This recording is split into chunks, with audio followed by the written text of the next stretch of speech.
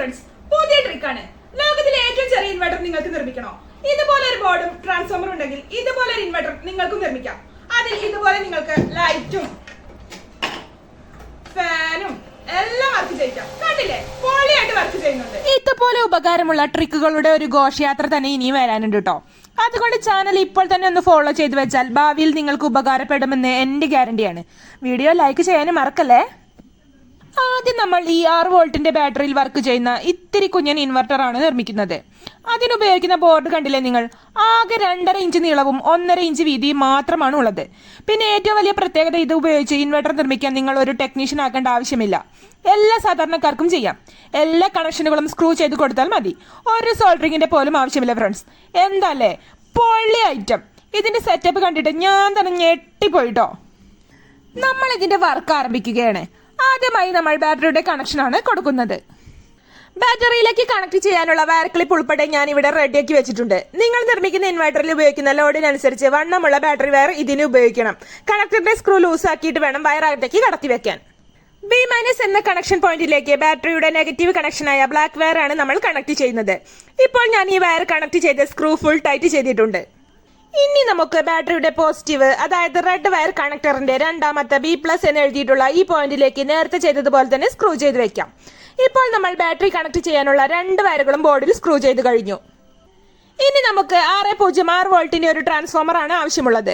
ഇത് പുതിയത് വാങ്ങിയിട്ടും നിങ്ങളുടെ പഴയ ഒഴിവാക്കിയ ഉപകരണങ്ങളിൽ നിന്ന് അഴിച്ചെടുത്തിട്ടും എല്ലാം നിങ്ങൾക്ക് ഉപയോഗിക്കാം. ഞാൻ ഇവിടെ എടുത്തിരിക്കുന്നത് 3 ആമ്പിയർ ട്രാൻസ്ഫോമർ ആണ്. നിങ്ങൾ ഇതിലേക്ക് ഉപയോഗിക്കുന്ന ട്രാൻസ്ഫോമറിന്റെ ആംബിയറിനും ബാറ്ററിയുടെ കപ്പാസിറ്റിക്കും അനുസരിച്ച് നിങ്ങൾക്ക് 150 VA വരെ ഇതിൽ ലോഡ് ഉപയോഗിക്കാം. ഇനി ഇതിന്റെ 606 എന്ന് എഴുതിയിട്ടുള്ള 3 വയറുള്ള ഈ ഭാഗമാണ് ബോർഡിലേക്ക് കണക്ട് ചെയ്യുന്നത്. അത് അതേ ക്രമത്തിൽ തന്നെ ബോർഡിലേക്ക് ഇതുപോലെ കണക്ട് ചെയ്ത് വെച്ചാൽ മതി.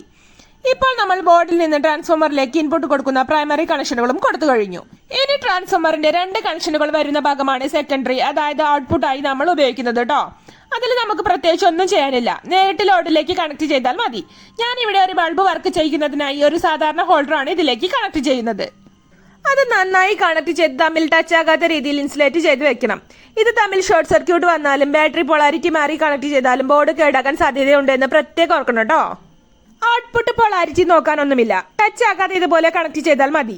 ഇപ്പോൾ ഞാൻ ഇതിലേക്ക് ഒരു സാധാരണ 9 വാട്ട് LED ബൾബ് കണക്ട് ചെയ്ത് വെച്ചിട്ടുണ്ട്. അപ്പൊ നമ്മളിത് ടെസ്റ്റ് ചെയ്യാൻ പോവുകയാണ്. എങ്ങനെയുണ്ട് നമ്മുടെ നിർമ്മാണം എന്ന് അറിയണമല്ലോ. ഒന്നെങ്കിൽ ലൈറ്റ് തെളിയും, അല്ലെങ്കിൽ പുക വരും. എന്തായാലും നമുക്ക് ടെസ്റ്റ് ചെയ്ത് നോക്കാം. പുക വരാതിരിക്കണമെങ്കിൽ ബാറ്ററിയുടെ പൊളാരിറ്റി മാറാതെ ഇതുപോലെ ഒരൊട്ട് പോസിറ്റീവിലേക്കും ബ്ലാക്ക് നെഗറ്റീവിലേക്കും കണക്ട് ചെയ്യണം. ഇനി നമ്മൾ ഓൺ ചെയ്യാൻ പോവുകയാണ് കേട്ടോ. റെഡി, 1 2 3. ദേ കിടക്കുന്നു. വൗ, ലൈറ്റ് ഇതാ പൊള്ളിയായിട്ട് കത്തുന്നു. ഇതൊക്കെ ആർക്കും ചെയ്യാമെന്ന് ഇപ്പോൾ നിങ്ങൾക്ക് മനസ്സിലായില്ലേ? എമർജൻസി ലൈറ്റിലും മറ്റും ഉപയോഗിക്കുന്ന 6 വാൾട്ടിന്റെ ഇത്തിരി കുഞ്ഞൻ ബാറ്ററിയിലാണ് കറണ്ടിൽ വർക്ക് ചെയ്യുന്ന ഈ ബൾബ് ഇപ്പോൾ കിടുക്കാച്ചായിട്ട് തെളിഞ്ഞിരിക്കുന്നത്.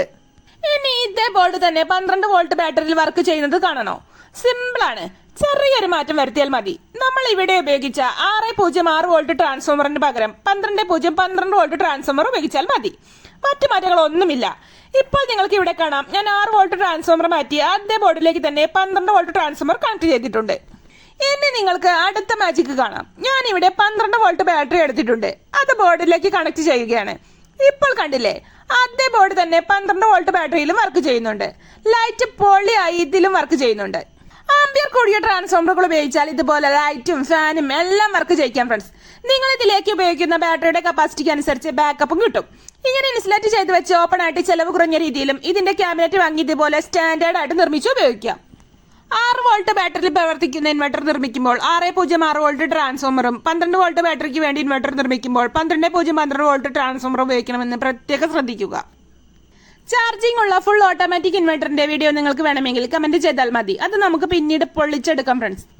ബോർഡും സെറ്റ് ചെയ്ത ഇൻവെർട്ടറുകളും നിങ്ങൾക്ക് കൊറിയർ വേണമെങ്കിൽ ഈ QR കോഡ് വഴിയോ അല്ലെങ്കിൽ ഈ നമ്പറിലേക്ക് വാട്സ്ആപ്പ് ചെയ്താൽ മതി കേട്ടോ. നിങ്ങളുടെ പണവും സമയവും ലാഭിച്ച് ജീവിതം ഈസിയാക്കുന്ന ക്രിയേറ്റീവ് ലൈഫ് ട്രിക്കുകൾ തുടർന്നും ലഭിക്കാൻ ഒന്ന് ഫോളോ ചെയ്തേക്കണേ. Thank you.